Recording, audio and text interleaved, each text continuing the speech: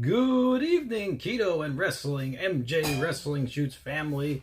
MATTROISE here with another live stream. And tonight, June 28th, 1998, it's Season 6. WWF's King of the Ring pay-per-view. One match would Dark Side of the place as Ring. one of the most shocking in wrestling history. Undertaker versus Mankind in Hell in a Cell. Please allow me to be your eyes and ears for this broadcast. I knew it's going to be crazy, but I didn't know it was going to be that crazy. You had two talents out there that like to really push that envelope until it fell over the edge. Oh, wrestling's fake. You can't fake gravity. I've been frightened by a lot of things in pro wrestling. Nothing frightened me as much as that did. Until later on in the match, anyway. What left fans stunned was the unrelenting punishment Mick Foley endured.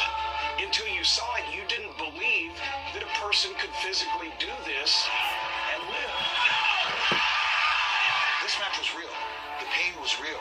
The drama was real. I was cursing and screaming and calling him an effing idiot. Why are you doing this? One of wrestling's most infamous matches, Hell in a Cell's legacy persists as both an epic success and a cautionary tale. I think we dodged bullets that day. Not just one, but several. It's really crazy to think that they would allow someone to go unconscious and then just continue the match. The collateral damage that ensued is another story. When does it stop? When's it enough? You pay all day long for the decisions you make in your 15 minutes in the spotlight. It was a dangerously crazy masterpiece, but all of us need to ask ourselves the question, was it worth it? Was it worth it? That is the question of the night. Dark Side of the Ring. Here we go. Mick Foley, Hell in a Cell.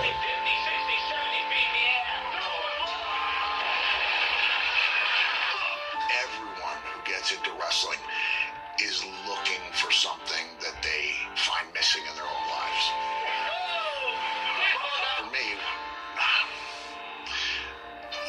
I was teased a lot, so I had an overwhelming need to be liked. And to take that WWF championship belt. For example, I remember being in college as a sophomore. I took a swig of red food coloring, and I did a superfly leap off a bed onto a stuffed animal on a concrete floor. And when I hit the floor, I spit that blood concoction out. Everybody in the dorm was there watching. And I heard one of the girls yell out, "That's the most disgusting thing I've ever seen." And I felt that power. So I thought, if I can't make people love me, perhaps I can disgust them. I just needed to get reactions. My name is Mick Foley. I am known as the hardcore legend, and I survived Hell in a Cell. I think Hell in a Cell is a perfect gateway. So many people have said that's the first match I was shown, and now I'm a huge fan. And my follow-up question is always like, did you expect all the matches to be like that? It's like, because they're not.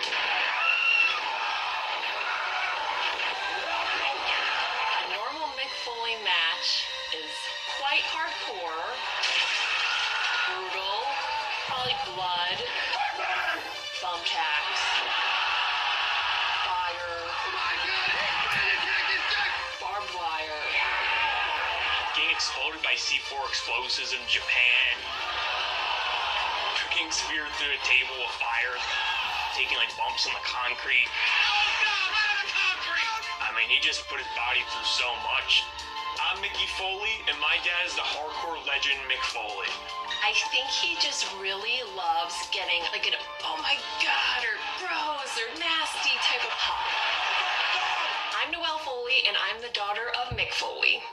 Realism was a big tool. I didn't think I was having a good match unless I had trouble getting back to my hotel room. I did not enjoy the pain. I enjoyed the fact that I could take it and sell it in a way that was fun. I just had to really ask myself, do I want to get mixed up with this? I'm Colette Foley, and I've known Mick Foley for over 35 years. The wife of When Mick I Foley. met Mick, I noticed his eyes I noticed that he was a gentle, nice person, but his corny jokes and terrible humor, that's what really made me fall in love with him. Our wedding song was actually Beauty and the Beast. We were a good team. She understood. She understood my commitment. Like, she really did. When that adrenaline was pumping, he just wanted people to leave talking about how great a show it was at his own risk. And that was his drive to keep going and get more crazy along the way. He developed a personality called Cactus Jack. You can't stop Cactus Jack! He was a wild and crazy guy. You thought he might be insane. Are you kidding me? He had charisma. You couldn't take your eyes off this guy. He was different. He was unusual. I'm Jim Cornette, and at the time of the Hell in a Cell match, I was working as an agent and a producer for the WWF. Mick was excellent with psychology in his matches. He knew that the fans liked people that were out of control. Someone who was going against the script. He could take those people on that ride with him and elicit the response that he wanted to get. Then the attention would be on him and his reputation would grow. Our bedroom furniture consisted of a mattress on the floor with a black and white television with a VCR that barely worked, and in that VCR was Japanese wrestling tapes. I would sometimes watch 12 hours of Japanese wrestling a day. I like the realism, the storytelling. It's not just man versus man. You have to defeat the surroundings, you know.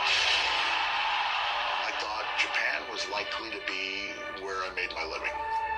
They were looking for a foreigner who could feud with Terry Funk. Terry Funk was the greatest of all time for his ability to make people suspend disbelief in a second. Terry Funk became somewhat of a mentor to Mick, and they started working together in these explosive, bloody, violent, fiery death matches in Japan. Whoa. I was always drawn to the wild stuff, so I would literally be on my hands and knees, and I thought that was proof that I had done something special. This is a place I can make myself stand out. So I never saw myself being a WWE guy. In WWF at the time, it wasn't a PG era, it was a G-rated era. Very bland. And for someone like Mick, his style didn't really gel with what WWF was selling. My name is Al Snow. I'm a former WWE superstar. I was Mick Foley's travel partner, and dare I say, probably his best friend. Probably his only friend. I'm just kidding. Vince McMahon did not want Mick Foley. Didn't think that he was marketable. Didn't think he was attractive. How I convinced McMahon to hire Mick was to give me a chance on my observations and talent, because I see something in this guy. I'm Jim Ross, and at the time of the Hell in a Cell, I was Vice President of Talent Relations. I needed to make sure that we had dancing partners for the top guys. Undertaker was one of the biggest stars in the history of wrestling. Vince kept trying to go with giants to face the Undertaker, which was boring and dull.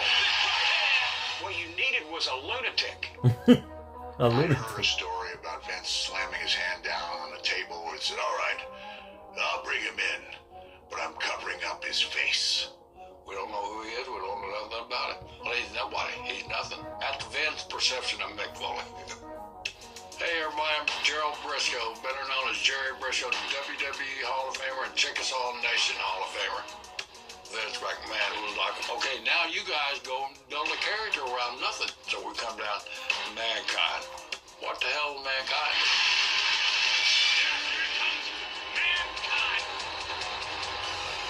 This bogus bullshit wouldn't have worked with anybody but Mick Foley. He's pulling his own hair out. without a connection to the audience, without character, everything else is meaningless.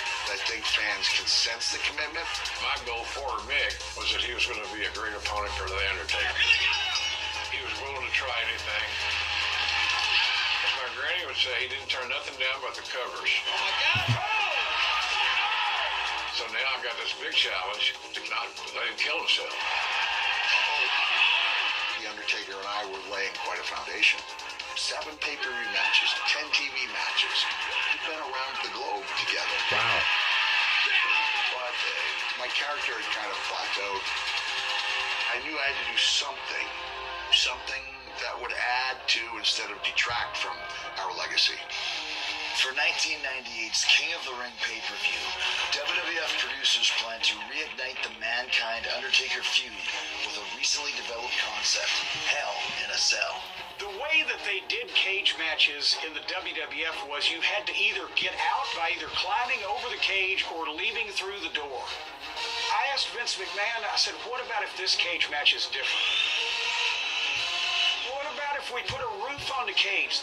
Both go in, only one's coming out. And that's where we came up with Hell in a Cell. Undertaker and Shawn Michaels had the first Hell in a Cell, and it was a mile marker. Well, the Michaels Undertaker match, technically, to me, it's still the best one. I just looked at this match open-jawed. I literally can't do any of the things that these guys are doing. Some 9 months later, they're going to do it again, this time The Undertaker and Mankind. And then I asked Terry Funk, what are we going to do? And he started laughing. He went, you know, what'd be funny is, what if you actually started the match on top of the cell? And what if you were thrown off?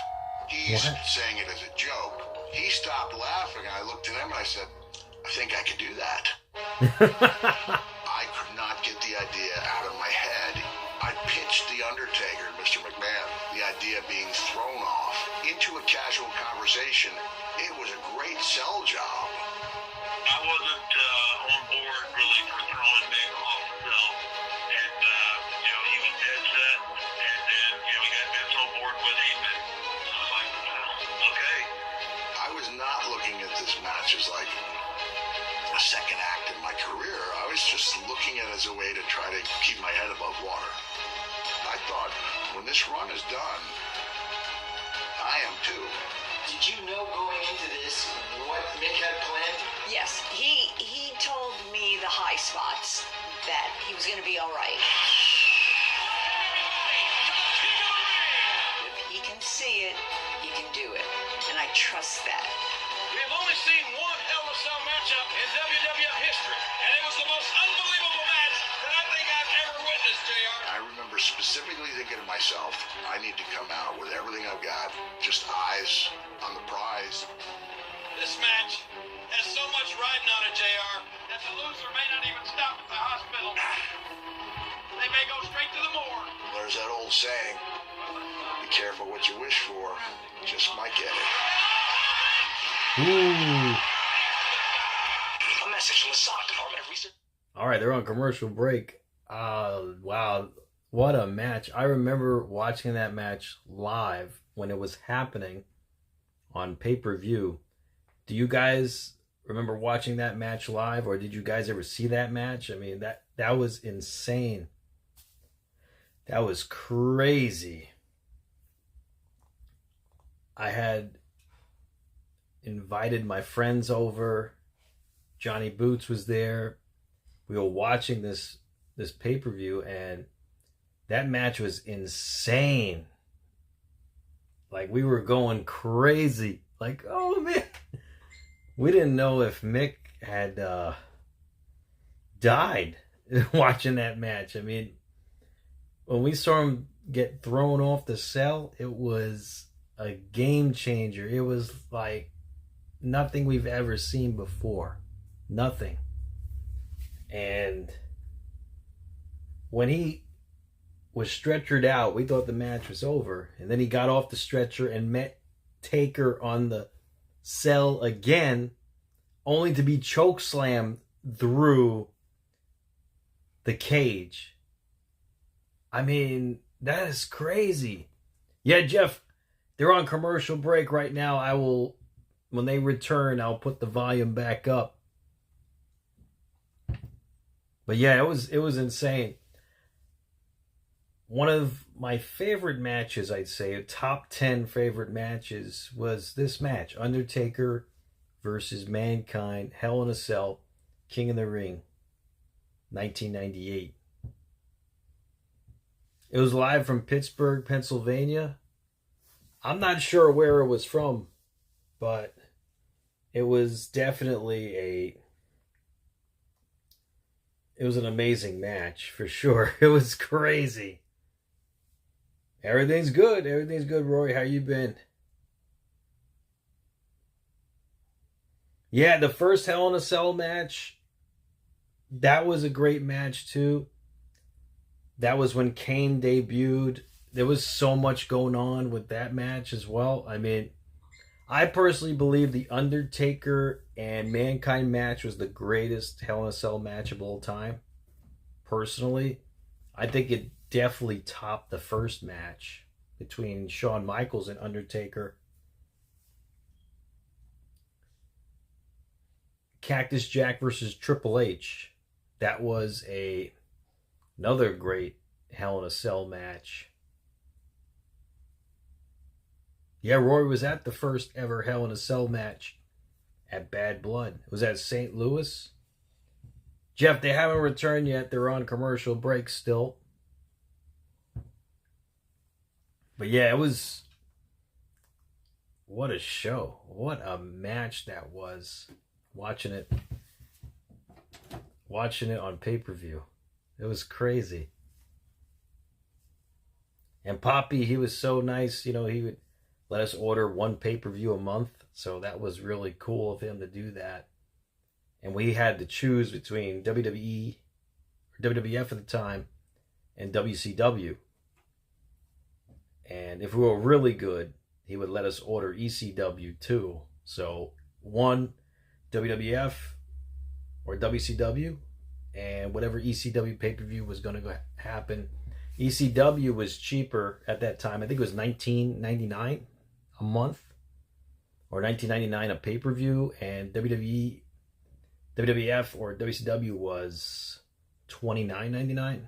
So wasn't that bad back then. I mean, it was still expensive, but who would have thought that now it's like $6, $7 a month with Peacock? I mean, that's crazy. You're watching Vice Sports. Here we go. We have returned.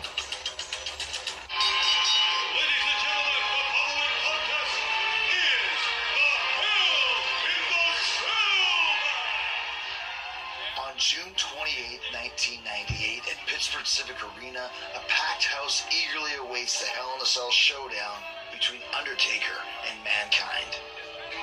Yeah, you got to imagine the pressure that Mick's probably feeling as he's walking to the ring, you know, knowing that the last time an audience saw this match, it was Shawn and Taker, knowing that he's got to outdo that. Poor Mick, he's not exactly the most nimble guy in the world either. My name is Jimmy Corderas. At the time of Hell in a Cell, I was part of the ring crew and also a referee. I was backstage watching on the monitors, and Gerald Briscoe was the one who produces there. I had the best seat in the house, sat right in front of about 10 monitors watching everything. So you were like basically sitting in the captain's seat during Hell in a Cell? I was the pilot, baby. This is probably the first time in 20 years that I've watched this match. No one knew what to anticipate, and I don't think anyone could have ever imagined what they were going to see. I was as much in the dark as a fan watching at home. I did want to start the match in a way nobody had ever started a match before, and to do something no one had ever done. See that chair on top of the cage? What is it doing? Mankind is climbing the cage. I think there was a little bit of shock on everybody's face, like, he's going up now? He's going up at the beginning of the match? He's going to start out inside the cage, and What next? he's not very logical. Now, he needs therapy. I had not been on top of the cell. I assured Mr. McMahon, the Undertaker, oh yeah, I've been up there, it's fine. But the truth is, when I got up there, I was terrified. I'm actually not good with heights.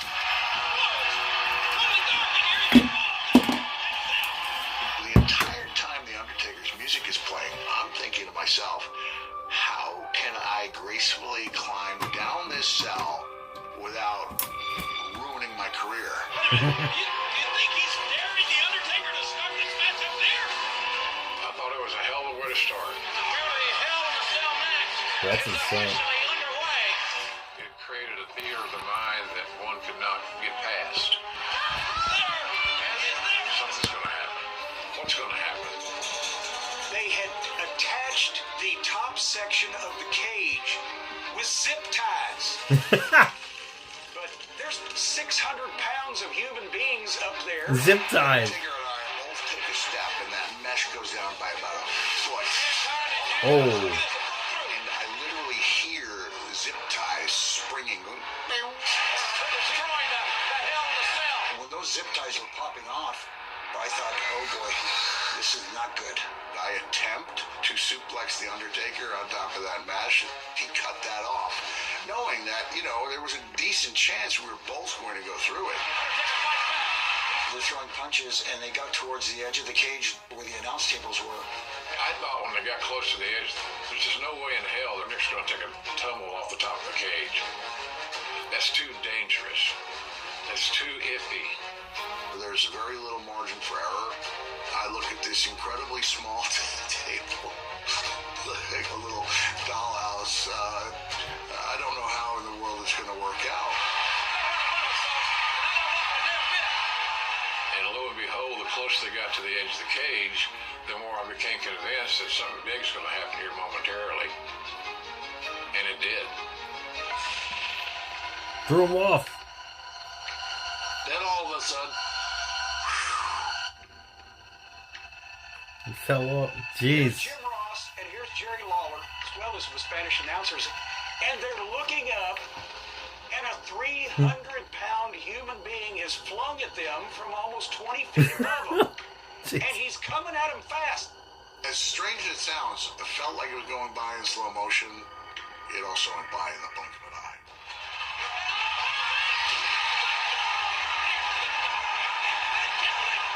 all of a sudden you hear this, this crash. Crazy. Holy shit, did we just see what we thought we saw? The sound of it going through the announcer table was scary as hell. Everyone that was in the back, we just exploded in concern. Look at this. Give me a break. It was like witnessing a car accident.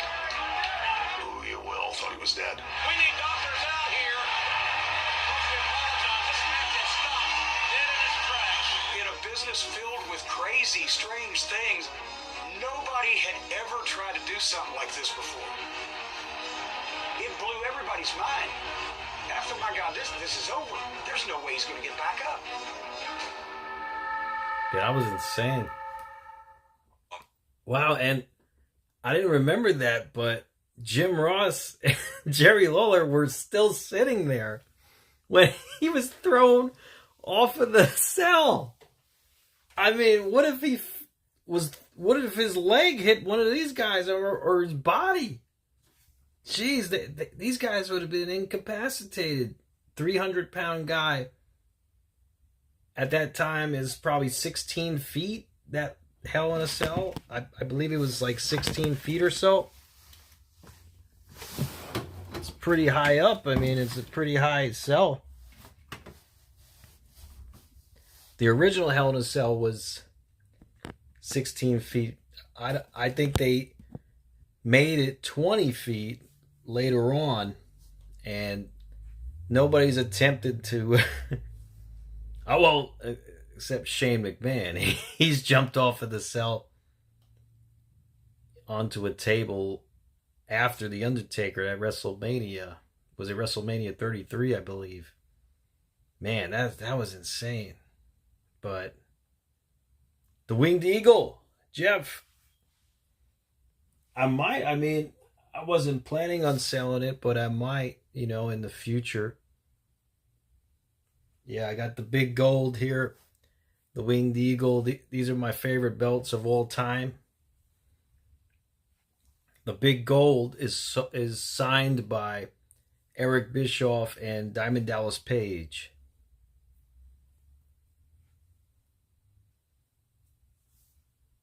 Yeah, Garrett, WCW. Yeah, now there's a WCW channel on YouTube, guys. Isn't that crazy?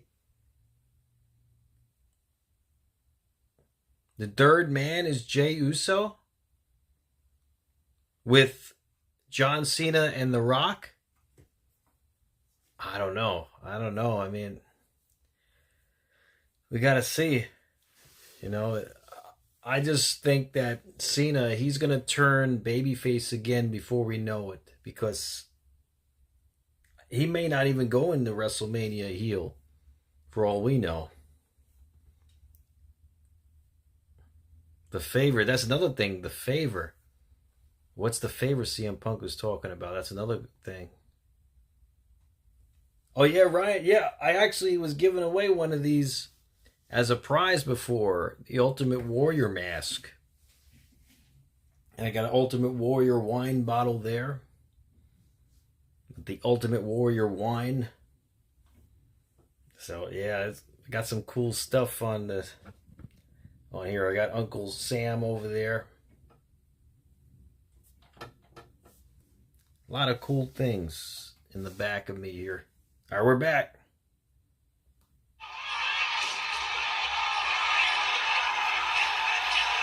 We had 2 young children at the time, and they didn't know what to think of it. All I kept saying was, oh, it's fake, just to soothe them. Yet in the back of my mind, I'm freaking out. It's tough to know when it really, really, really is real. But it had to have hurt him, and it was believable. If The Undertaker threw him just a little too far or a little too short, that's falling from God knows how high onto concrete, or could have even landed on fans. The pain would come later. I'm kind of flying high on adrenaline, and I pulled off this pretty lofty goal. I mean, going through the table could not have gone better. He saw it in his head, and in midair, he turned in such a way that he was able to land flat on that announce desk to cushion that fall and not kill him. And when it did happen, you should have heard the voices back there. Replay that. And you go into business mode where you're trying to get every great shot that you had with it. Hugo Savinovich, the Spanish commentator, bailed out of his chair instead of getting flattened. It was pretty traumatic, to be honest, because it was my friend out there and being torn with the rule that you don't step in, you don't interfere with whatever Mick was trying to construct. The fans were literally having this guy laying at their feet, and they're looking at all the attendants and the referees. Because Terry Funk! Terry Funk was the first one to get there. I asked Terry, is he conscious? Right there. Now we're trying to make room for Dr. Francois to get there. So Dr. Francois. Room, and suddenly I hear, right now, come right now, big fell from the top of the cell. And I say, what? I'm Dr. Francois Petit, aka Chien Petit. I used to be the doctor for WWF for about 4.5, 5 years on the road, and before that for about 8, 9 years in Los Angeles. Francois was kind of like the French Army knight. Francois was a black belt in karate. He was Sub-Zero in the first Mortal Kombat movie. Wow, he was Sub-Zero? Probably a secret agent and, investment banker. And Francois was what I think they call him bone crackers. He could fix you. You probably wouldn't enjoy it, but he could put you back in place. No matter what the malady was. Hey, baby, I fix you, baby. It'll be okay. Put it back. Mick Foley, of course. He was my #1 patient. If I can say something like that. Well, hell, this is nuts, what he did. He fell on his back badly, and on top of that, only dislocated his shoulder. The EMT people have no idea how to get the gurney down there. and it turns out the gurney wouldn't fit. So now they've got to raise the cell with the Undertaker on it. Is he gonna come down here? He was put on that gurney like that was real. They were going to take him to the hospital. We thought the damn thing was over with. I mean, what else can they do, you know? But we found out. I realized that the longer I'm on there, the more fully the audience is engaged. I've never seen anything like that in my life. But I've got a feeling that I'm going to be able to continue. Everybody was trying to tell him, no, Mick, you're done. Stop. You're killing me. Hell, is he standing? What are you doing? Where are you going? Why are you doing this? Just stay down. Holy shit, he's coming back for more? Are you kidding me? It's going back down. No way. So is the Undertaker. No way.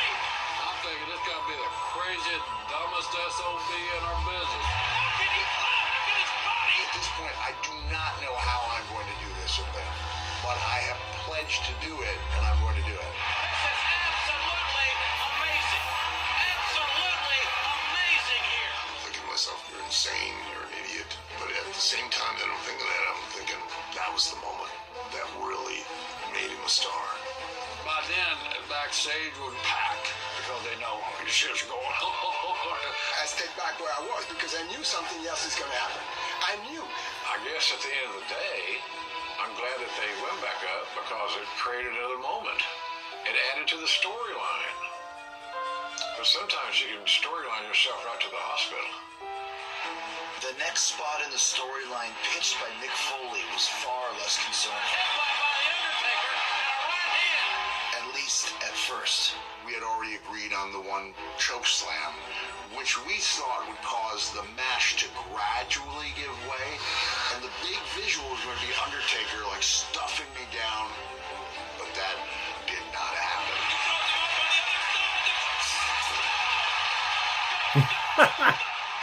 And now, Houston, we got a problem.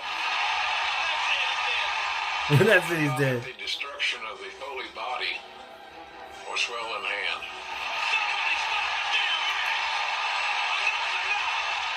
It was a completely different situation than when he got thrown off the top. You just know. I'm screaming at the TV set. I am cursing. I was like trying to get the company on the phone, and I couldn't get through to anybody. Like, how do you tell your children, oh, daddy's acting? Laying there lifeless, motionless. This was not expected at all. I thought that was the end of him. Yeah, that was brutal. That was brutal.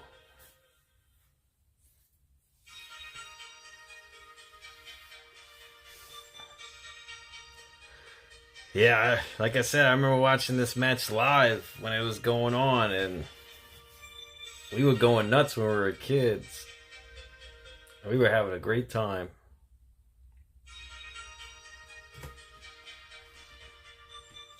Jeez.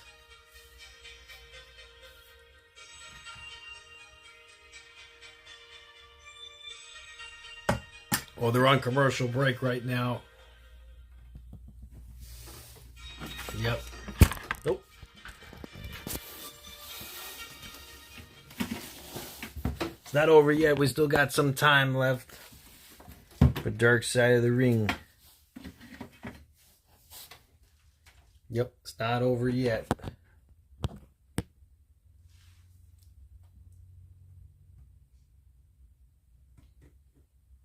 You love the music, Gary? Yeah, they have great music that they use. Dark Side of the Ring.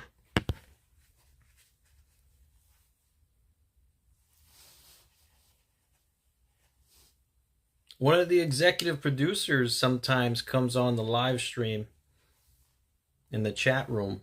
Jason Eisner. He's been here a few times, and I haven't seen him tonight yet, but he stops by every now and then. You love the ring tone in the background, Rory? Yeah, it's just an alarm.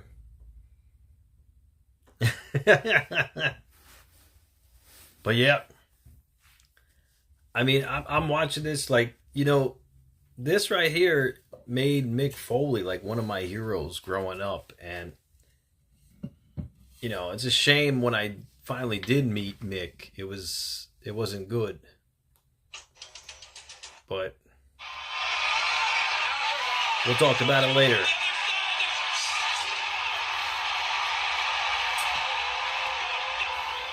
When he hit that solid mat,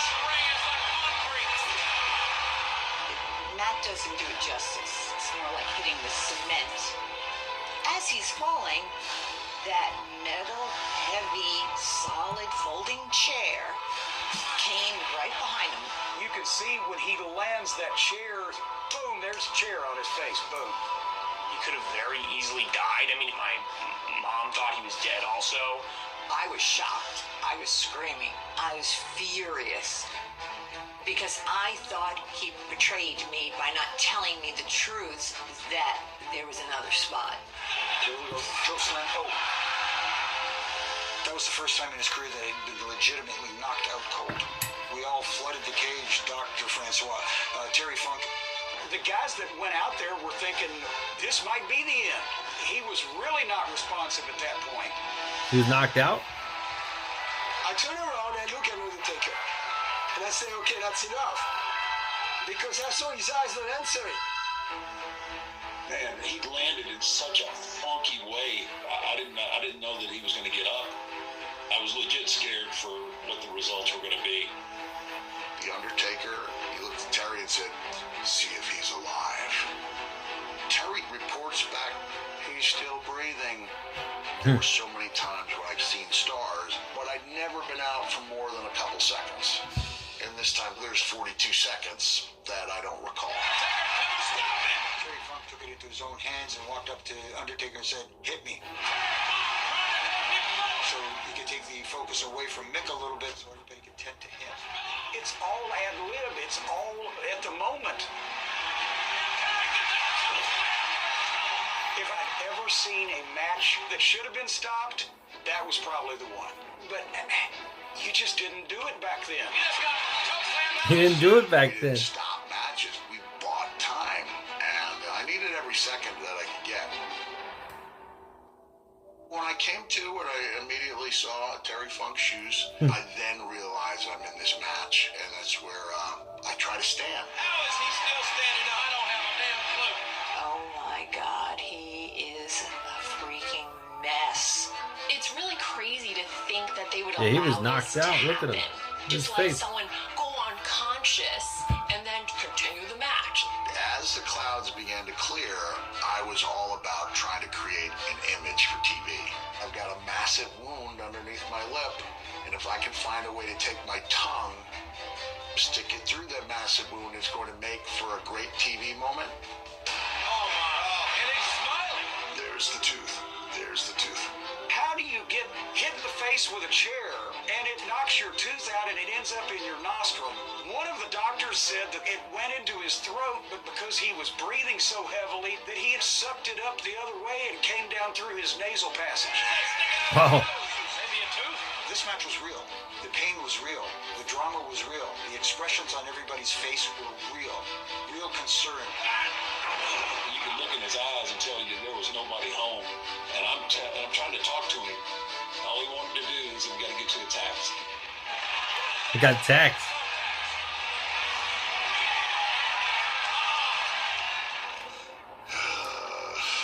This was their first appearance in WWE. I felt like I should be the guy to bring him over. First time thumbtacks. Wow. And Mick's purposely rolling around, make sure he gets all the thumbtacks on him as much as possible. Oh, choke slip. Adrenaline is taking over. You don't realize the pain anymore. You're part of the pain. You're pushing so far, you don't even know you're doing it. Mick is very big about come hell or high water, whatever it is, he will see it through. Finally, the 17-minute match comes to an end, with The Undertaker defeating Mankind. What What a spectacle it was. Only 17 In minutes. that Pittsburgh Civic Arena, 16,000 people. We've never seen anything like this before. They brought the stretcher out because we thought it was needed for sure. But he waved it off, and that crowd went absolutely insane.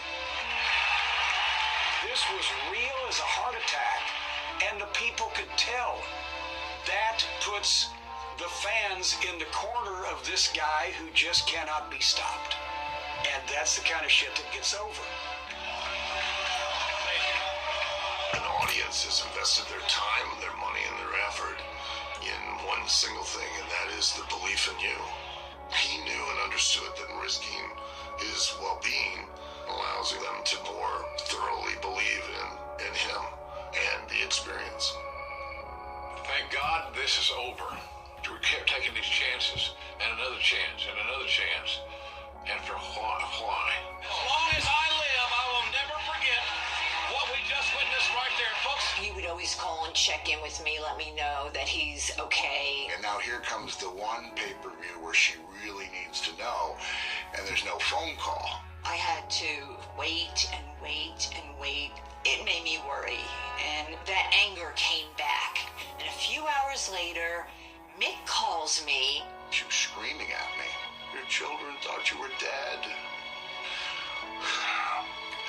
I think prior to the cell, she prepared by trusting that I wasn't going to do anything to jeopardize the family. After that, it became a big concern. On the next step. Yeah, I mean, that was wild. And not to mention, after that match, he got involved with the main event of that night with Kane and Stone Cold. I mean, that's crazy. He still wasn't done for the night. He did a run-in. Wow. But yeah, going back to my story about Mick Foley. See, watching these matches, he became an idol for me. A legend in my eyes. And I always wanted to meet him, so this autograph signing was going to take place in Brooklyn, New York, where I'm from. And we went to the autograph signing. There was a bunch of people there. And Mick Foley was a little bit late. He got there a little late. When he finally arrived, he looked like he was a little disheveled. He looked like he didn't want to be there. He looked like he was annoyed about something. Maybe he had a headache or something. I don't know. Maybe he was hungover. I don't know. He just didn't look right. He definitely looked like he didn't want to be there. So he instructed Dave Hebner, who was facilitating that autograph signing, to tell everybody, just give him what you want me to sign and be on your way. No handshakes, no pictures, no camera flashes, none of that. Just give him what you want to get signed and be on your way. So fast and as fast as can be. So yeah, I guess, he wanted to be in and out of there. He didn't want to stick around. And I got there, finally meeting my idol. He just signs a 8x10 for us. Like, all right, thank you. And that's it. We were on our way. And I just felt rushed. I felt like he wasn't very friendly. Like he just was doing his job and going home. And it's really a shame because, it was an autograph signing. It was a free autograph signing, but he was supposed to be there. I mean, it was at Fun Time USA. And it's just a shame that he treated his fans like that. So I took that autograph, I crumbled it up, and I threw it in the trash when we left. And I never looked back since. And I know they say never meet your idols because they'll let you down. And that was definitely the case with Mick Foley. He definitely let me down. It's a shame. It's really a shame. But I do respect what he's done here, though. Make sure he was We're as back. okay as he could possibly be. One of the first people to greet Mick at the curtain was Vince McMahon. He said, Mick, I want to thank you for what you've done for my company, and I want you to promise me that you will never do anything like it again. And pull those thumbtacks out of him. I'm going backstage, and I overheard Mick say to Taker, did we do the thumbtack spot? He doesn't realize that the doctor's just plucking him out of him right now? When you love somebody, you respect them as much as I did Mick. My first thought was, are you okay? Are you really okay? I don't think he truly anticipated how severe that was going to be. Like that night, I had to help him get undressed and then into bed. You know, he was messed up on that one. I think it was 15 stitches underneath the lip. Lost these 2 teeth. I don't even know if I was treated for a concussion. I had a bruised kidney for about 6 weeks. My jaw was dislocated. I can't remember which shoulder was dislocated. But you know what? Jeez. That match changed the way people felt about me. And that's what really sparked the career renaissance. With what you did at Hell in a Cell, and I want to publicly thank you. Going from Vince not wanting to see him in a WWF ring to 6 months after that match, he was world champion. The reaction, the pop, the adrenaline, the rush, the more he did, the more risks he took, it made me worry. The bar kept just going up because it was never good enough. I think he felt like he had to live up to being a hardcore legend, continuing things that he probably shouldn't have. Mick, at that point, was about what are the limits of physical human endurance? He felt like he owed it to the guy he was working with. He owed it to the people to do something that they hadn't seen before. I remember, not a scolding, but a warning. If you continue to try to do these type things, it's going to catch up with you. He understood, but he didn't agree with me. Just 7 months later, Mick Foley again pushes his limits, this time in a brutal showdown with The Rock in the infamous I Quit match. Oh, that was brutal. No stopping the match for excessive blood loss. I told Mick that's a horrible idea, but he was going to do what he needed to do and what he wanted to do. I mean, he's riding the big tidal waves. Well, I also think it had something to do with my way of making it seem like everything is going to be all right. It was one of the worst days of my life. And the I Quit match is underway. I had both children with me. It was super brutal from the beginning. I got carried away with The Rock. I had told him, lay it in. Foley is barely moving, and now The Rock has handcuffs. What the hell is he going to do now? He did. But instead of taking 5 shots, I took 11 shots. His kids were not old enough at that point to really ascertain what was fact and what was fiction. But also, in the middle of this fiction, it was a fact. He got brain damage for a wrestling angle on television. Where does it end? What does it take now to put you down? Please, man, say I quit. So this sounds pretty bizarre, but I don't have one singular memory of my dad ever wrestling. Part of me thinks it's because it was very traumatic to me. Like, how could these 11 shots change my dad's health? Like, if you were to get 11 headshots, a normal person probably could have died. It's sickening, honestly. I really, really hate the I Quit match. Mick always wanted to over-deliver. And somewhere down the road, all of us need to ask ourselves the question, was it worth it? I understood that the style I chose was going to result in great discomfort. There were so many times when I could have made a move less painful, but I chose not to because I thought it would look better. There were a handful of doctors saying that you need to stop now. If you continue wrestling, you'll wind up crippled. Do you think that stopped him? I still thought I had one good match left in me. And so I set about trying to delay the inevitable. There were times when he should not have been wrestling. He shouldn't have been cleared. He'd drive around and not remember where he lived. It's concussion on top of concussion on top of concussion. My appointment with the WWE neurologist had not gone particularly well, so I booked an appointment independent of WWE. I'll never forget what he told me. He said, Mr. Foley, if you want to try to find another neurologist to clear you, that's up to you. But I'm telling you, you should never wrestle again. If you've pushed those physical limits like Mick has, yeah, you're definitely going to pay a price. And sadly, Mick is paying that price right now.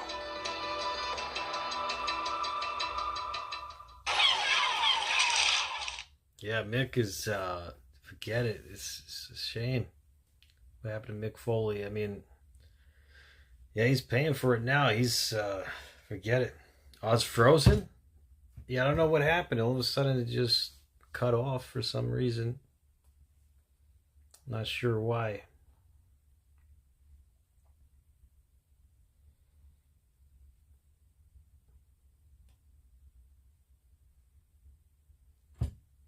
Rory says Foley did not know how to get home, but he did know how to book appearances to make money in other states. Yeah, you see?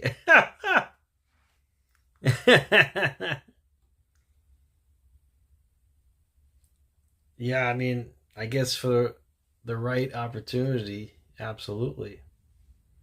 Mick Foley was, yep, he did what he had to do to make money, I guess. I don't know. But yeah, I mean, it's a shame. It's a shame what he went through, like what he put his body through.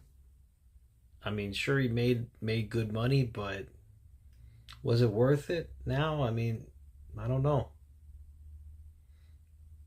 I mean, it's lasting memories. There's a lot of lasting memories of what Mick Foley did.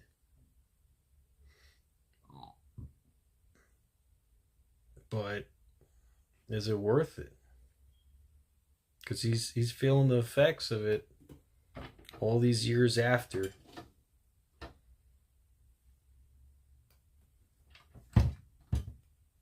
Like when he says he's a germaphobe, but he sees a pretty chick, he hugs them like crazy.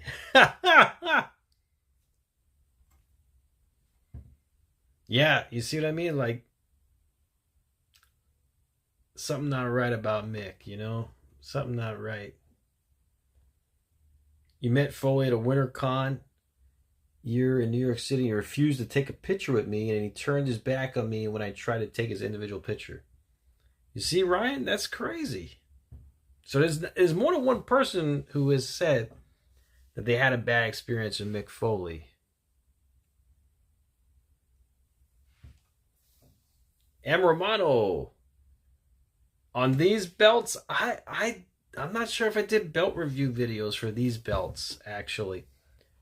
But that's a good idea, because I used to do belt reviews. I remember that. And I don't know if I did these, actually. Maybe I should review these belts.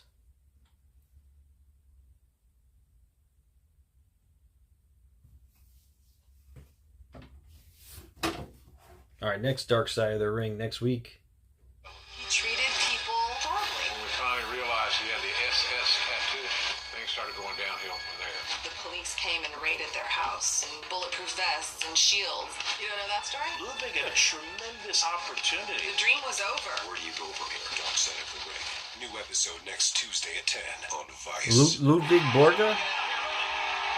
The next episode? Back then, we didn't know the long-term effects of concussions. When guys take a bump, they have an impact in the ring. Similar to experiencing a 25-mile-per-hour car accident. I can only imagine the type of pain that Mick has to live with. He's paid the price price for all this fame. Mick is very special, and he's lucky he's still with us.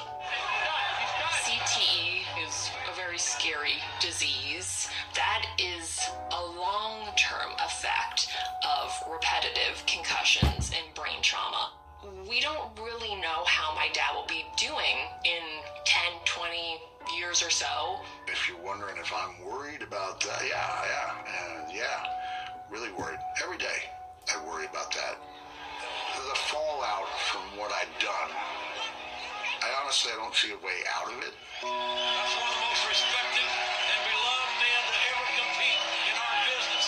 But I'm going to fight it. I'm going to try to be someone who continues to get sharper as they get older. And so I have these spoken word shows. It's like mental gymnastics for my mind. And I hear the crowd chanting, Undertaker. Putting on a show, having that stimulation from people, that keeps them going. I can either appreciate what I have, or I could live in complete fear about the unknown. So I'm going to continue to enjoy myself. He lived his dream.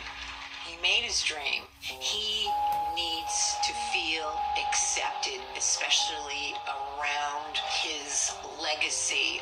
I tell him, go, do the things you like to do, but don't push your luck. Colette knew that I was kind of my own worst enemy when I was in the ring. We dress up in wild costumes and engage in a fantasy form of combat that leaves a lot of us in worse condition than we arrived at. And we do it to earn the acceptance of total strangers.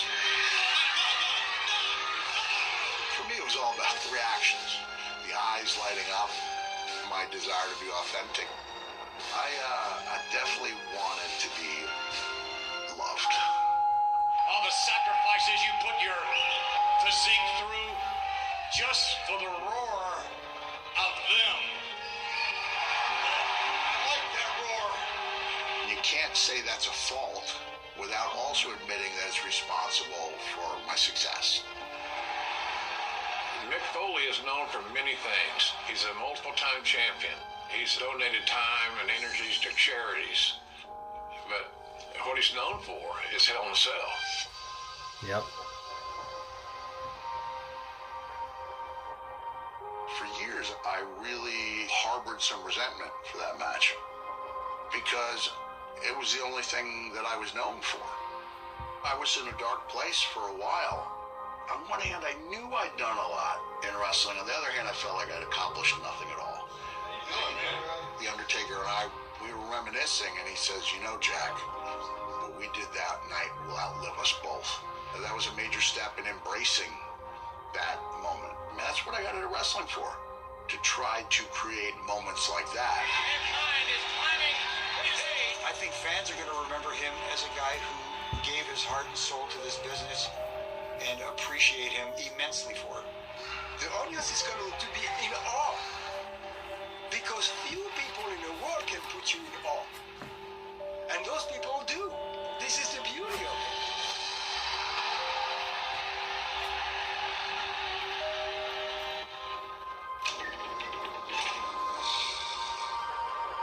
Me and my dad, we were at the WWE warehouse, and we came across the cell.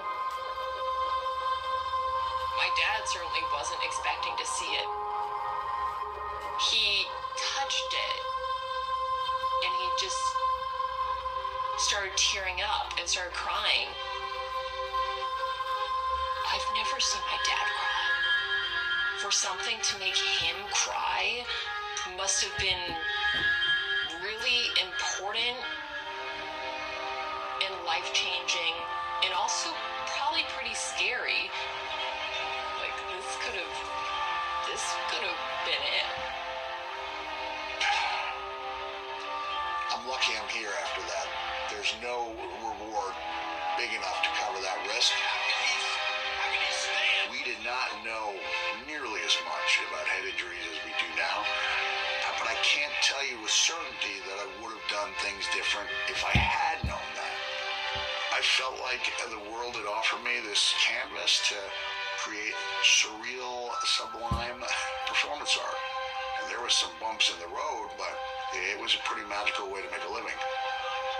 On certain nights when things were really good, it was one of the most powerful feelings in the world.